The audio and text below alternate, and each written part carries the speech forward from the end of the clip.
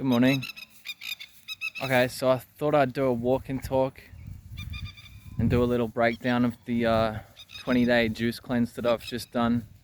I'm on day 19 now, but I just felt inspired to do it now. I'm out on this big oval, big open space over there, and just it felt right. So here we are doing it, and yeah, without further ado, I'll just get into it, Yeah, so I just put myself through immense suffering, immense discipline, immense self-sacrifice and penance. There were a multitude of reasons why I decided to do this. Health reasons, karmic reasons, spiritual reasons, reasons to do with wanting to up-level my life.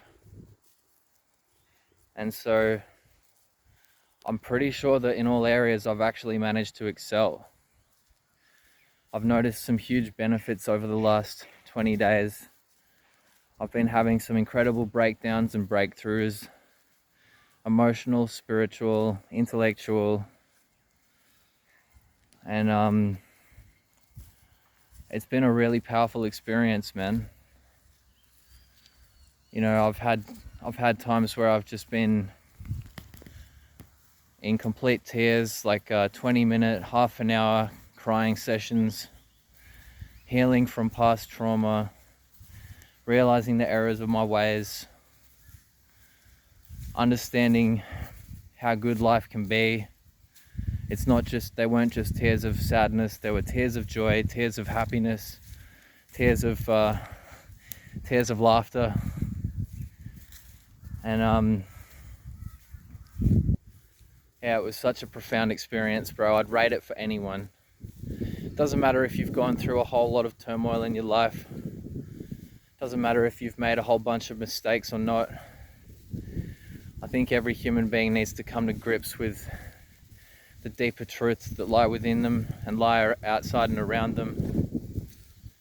Coming to terms with the reality you're part of empowers you to make better decisions. It does liberate you, it really does. I've been feeling so free the last few days, especially the last week. This process has really set in, and I've been really reaping the rewards the last week.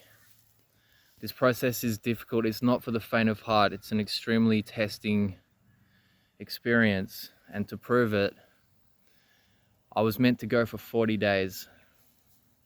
I've opted for 20 because I feel like that was right. I feel like that was the necessary time span for me.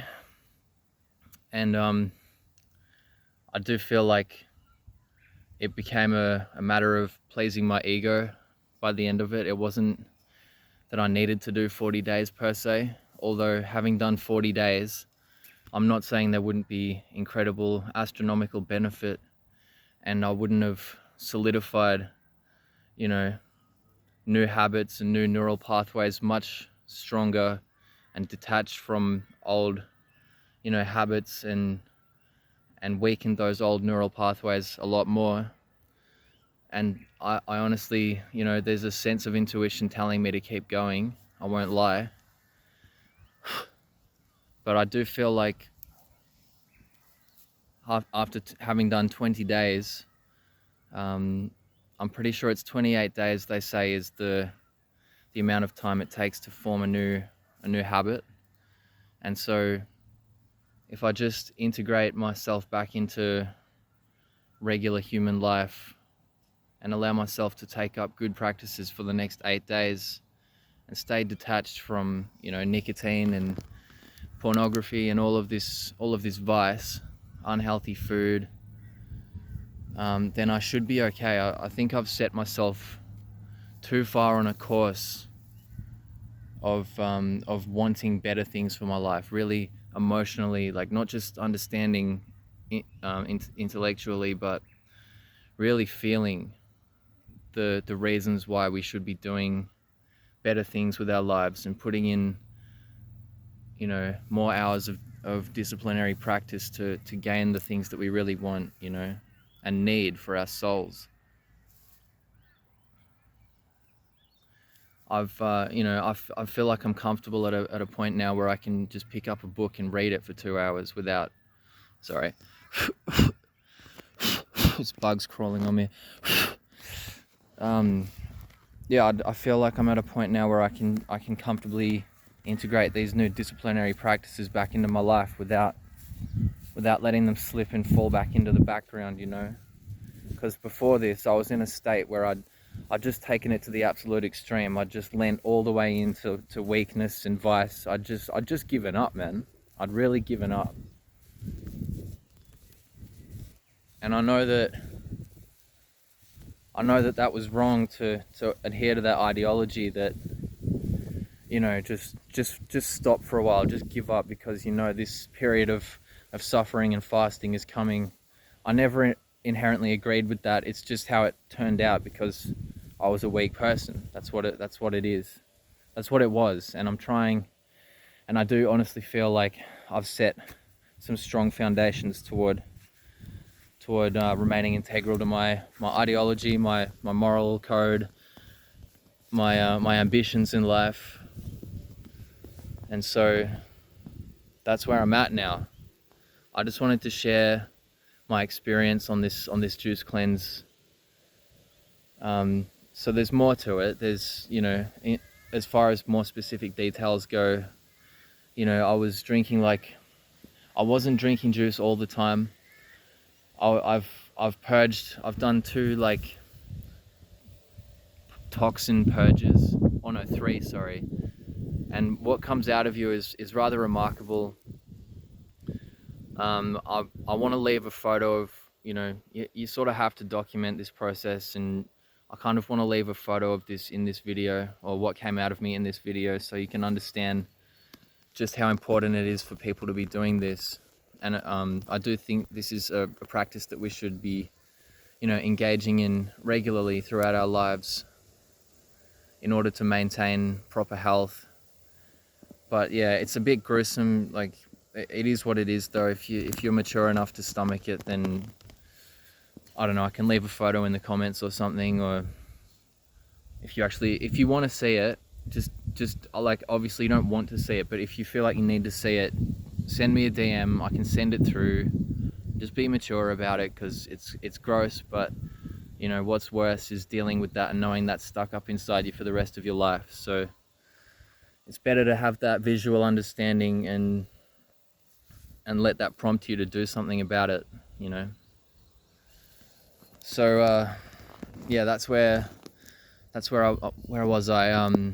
Sorry, I was saying, yeah, so I purged out 2 times. I purged out what's called mucoid plaque. It's this lining in your stomach, or this lining in your colon or intestines. I'm not entirely sure of the science and all the specifics, but 2 times I pulled out this disgusting black rubber worm full of toxins, and 1 time I purged just black liquid, just like a whole bunch of just dark brown liquid death, you know.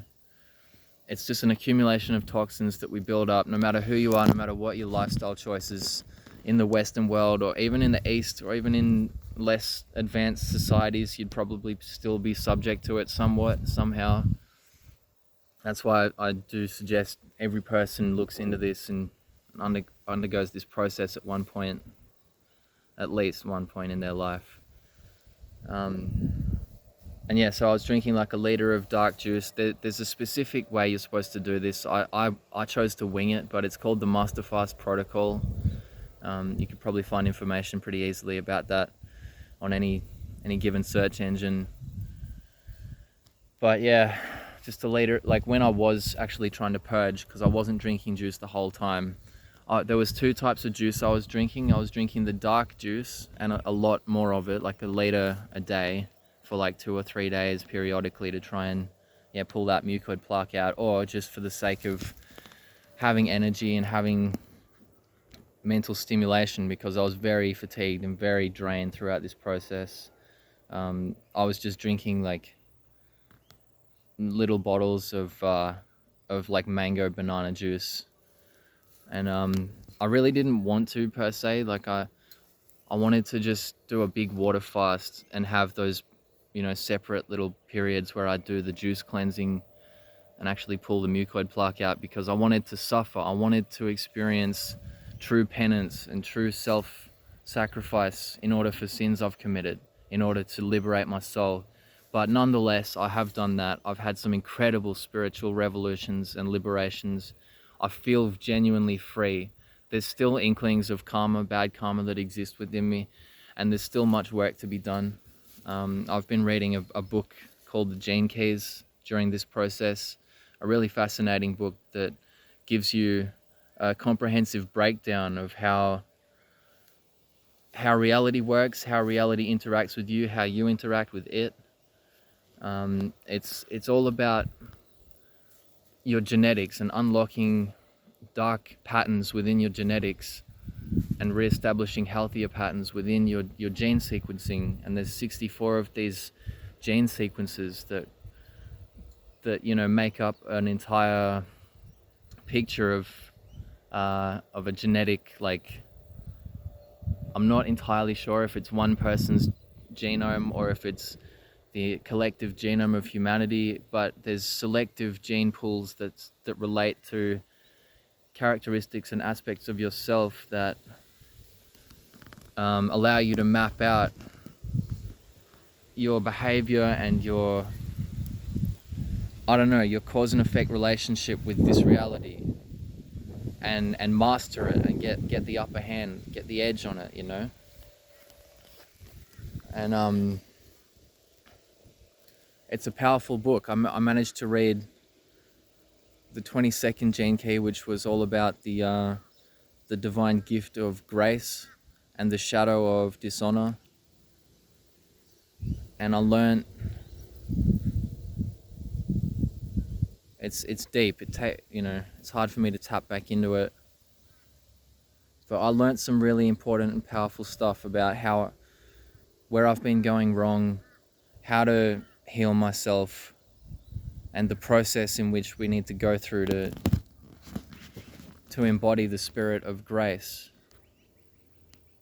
And so that was one of the things I was studying on this cleanse. I was studying a book about how to bust loose from the money game, the established financial game that we're born into, how to create your own money game.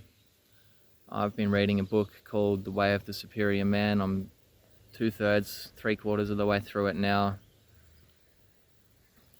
And that's teaching you about the polarity of masculine and feminine and how they interact, how they can and should interact, how they shouldn't interact, how they interact when things aren't going right.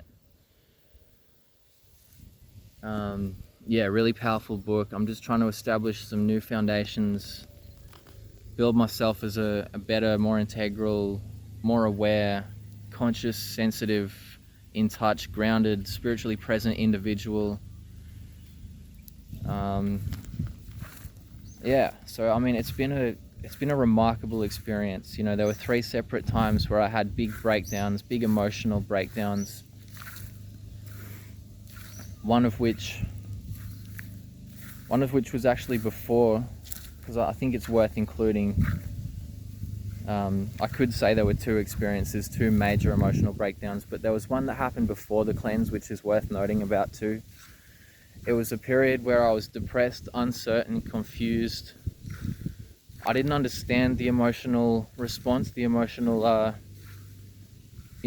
situation I was in, but I was just there listening to music, having a gentle cry, trying to understand why I was depressed. But that's kind of the nature of being locked into a lower vibrational state, is, you're locked out of awareness, consciousness. You're vibrating at a lower state where you don't have access to clarity. So there was that one. Then the next one I had was a big one. I was up in this pine plantation, and it just came upon me. I was just exhausted. I couldn't read I couldn't focus. I was so fatigued. I couldn't process information. I was really getting beat up. I was hungry. I was getting the most intense food cravings. I couldn't stop looking at pictures of food on my phone. And so I just laid down in the back of my car in my bed and decided to just take some Zen time. And I just slowly but surely, without me even trying, without there being any justifiable cause, without me putting any intelligent or intellectual train of thought toward it, I just slowly but surely fell into this emotional experience. I started crying gently, and then I just it was like full body, you know. It took over me, man. It took over me, and I ended up sitting there for 20 minutes, just sobbing on my pillow, just thinking about death and, you know, having to leave this planet one day. And then on the other side of that, it's funny with these big emotional experiences, is there's always the breakdown and the tears of sadness, and then on the other side are the most profound tears of joy, just this full body ecstasy of beauty and bliss and liberation. Really powerful, really powerful thing to go through. And it's a wonder people, and myself included, could go so long, or not myself included, their entire lives out of touch with their emotional response system and the true depth of their heart and soul. And yeah, it's a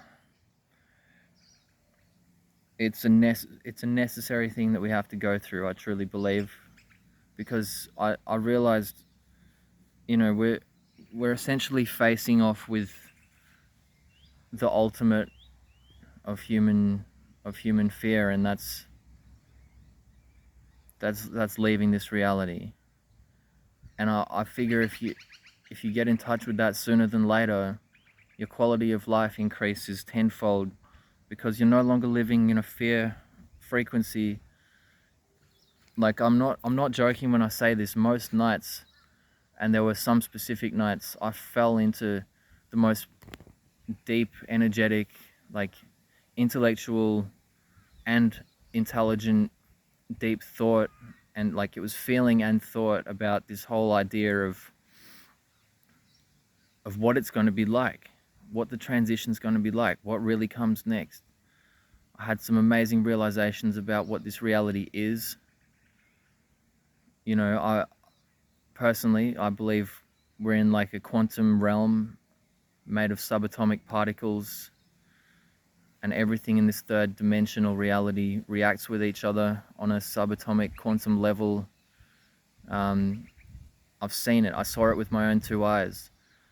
You won't believe me, you might not believe me, but I saw, when I squinted my eyes, you can see the subatomic particles that make up this realm, and you can see, when you look at the sun, those subatomic particles and the visible light spectrum, if you squint your eyes in the right way.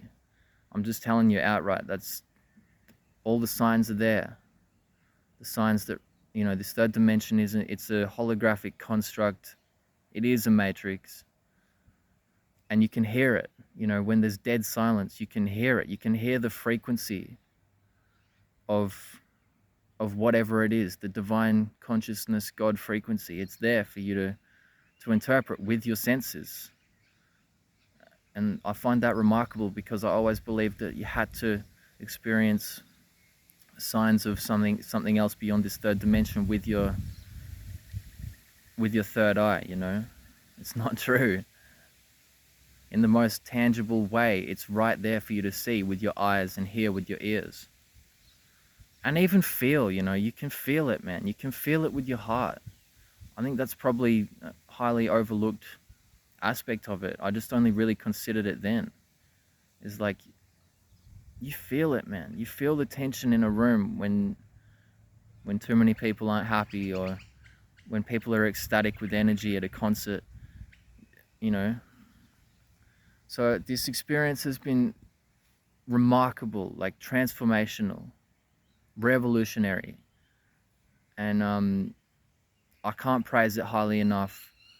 Anyone who actually wants to get serious about, you know, adopting a level of ambition and integrity within their life that is unchallenged, you know, truly finding your purpose, your actual purpose in this life, giving yourself time to contemplate with retrospection, introspection, and future, contemplation about what you want, who you are, who you were, who you want to be.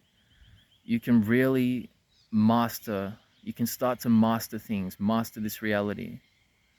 And I'm a long way off, but I noticed some incredible things happening. I got dialed into my music practice. I was playing my violin quite a lot. I became so eloquent and so fluent, so just sounding so beautiful with the way I was playing my violin. I even managed to start singing some vocal melodies with a rather impressive amount of like gusto and sophistication. I was in tune with the way the actual octaves and tones that I was meant to sing, but the vibrato in my voice was it was like opera quality. It was stunning. This inner beauty that's reflected through the transcendence of transmutation of suffering into something beautiful. You're given spiritual gifts. You're given true gifts. It's like the essence of the divine reflecting through you, instilling you with the beauty of itself, allowing you to move with grace and perfection in this life, or something akin to perfection. So I don't know if there's much more to say, but yeah, this experience changed me, man. And look, I don't want to sit here and pretend that I'm never going to make mistakes again, or that I may not ever slip back into some form of my old ways again. I've spent a lot of years, and there was some deeply embedded trauma, childhood trauma, that caused me to have some incredibly strongly reinforced patterns and behavioral patterns and beliefs, that ultimately led to me acting out, some pretty heinous behavior for quite some time.